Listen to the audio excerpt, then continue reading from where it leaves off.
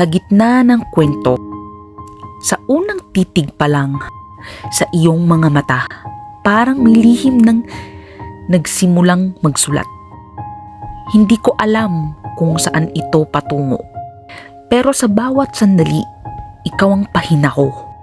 Sa bawat ngiti mong dala ng hangin, ako'y napapahinto. Tila ba panaginip? Isang mundong ikaw lang ang laman at ako'y nawawala sa iyong pangalan. Kung pwede lang sana tayong manatili sa pagitan ng ngayon at bukas na sandali, kung saan walang wakas ang ating kwento at walang paalam na isusulat dito.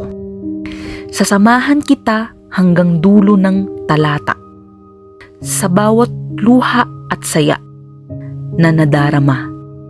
Hindi man perpekto ang ating istorya, ikaw pa rin ang pipiliin ko sa bawat eksena.